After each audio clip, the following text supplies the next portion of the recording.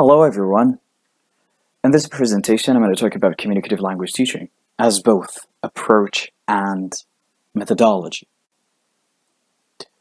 By now, you should know that approaches in the context of language teaching reflect what a specialist believes about the main function of language. To explain communicative approach, you have to keep in mind that it has to do with teaching and learning languages in context, implying that the model for second language learning and second language teaching must be that of the first language, and therefore attempting to simulate the spontaneity, creativity, and needs of the first language learner. In other words,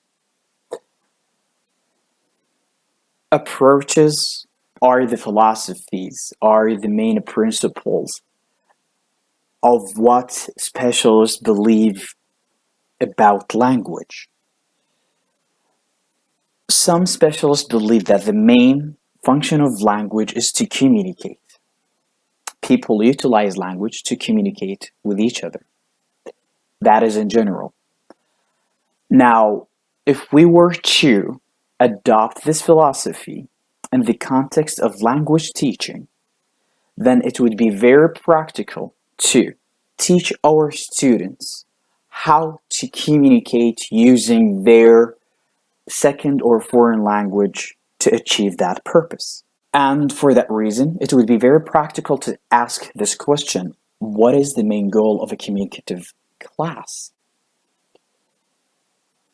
Simply, the goal is to make students communicate using or utilizing their second or foreign language.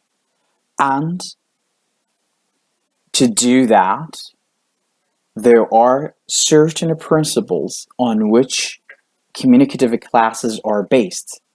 The first one is that learners use a language through utilizing it to communicate. 2. Authentic and meaningful communication should be the goal of classroom activities.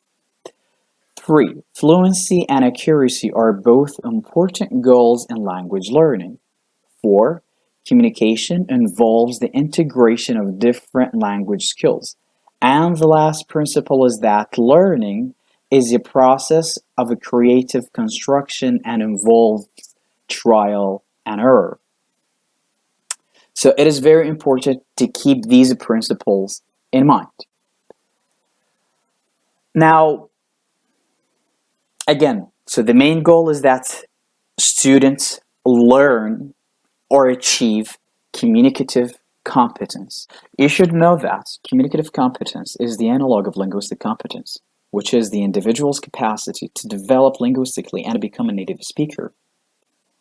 In other words, language learning must incorporate systematic learning of social and cultural interaction. And it would be more appropriate to speak of competencies, since communicative competence include grammatical competence, sociolinguistic competence, discourse competence, and strategic competence.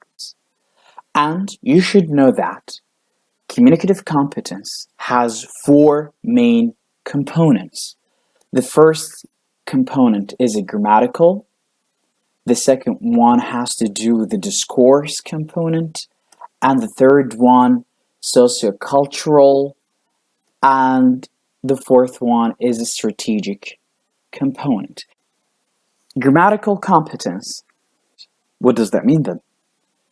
It means they have knowledge of the grammar, vocabulary, and phonology and semantics of the language that they are learning.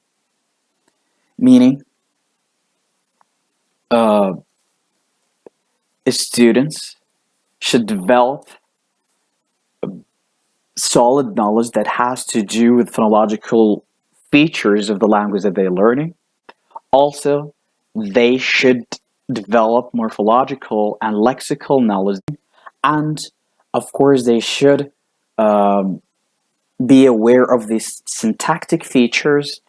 So therefore, students, in order to be grammatically competent, they should exhibit fundamental knowledge regarding the phonological level, morphological and lexical, and the syntactic as well as the semantic level of the language that they are learning. The second component is that students should develop discourse competency. And that means students, whether in a spoken or written language, they should use and produce coherent discourse as well as cohesive discourse.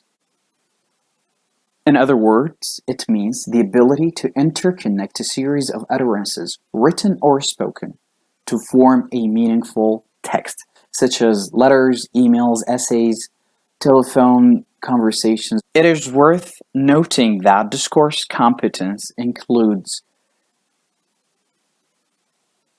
text coherence and text cohesion. Coherence has to do with the relation of all sentences or utterances in a text or a single global preposition or topic.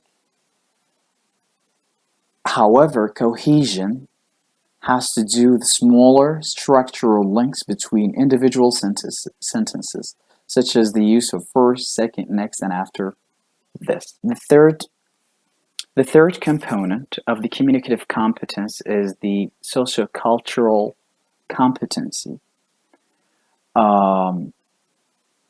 And this means that students should be able to use English in social contexts in culturally appropriate ways, meaning students have to be socio-culturally competent. That means students, language learners, should be able to use the language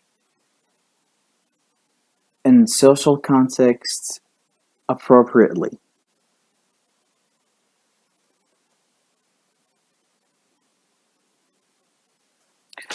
The fourth component of the communicative competency is the strategic competence. It has to do the knowledge of communication strategies that can compensate for weakness in other areas. It is very important to do that.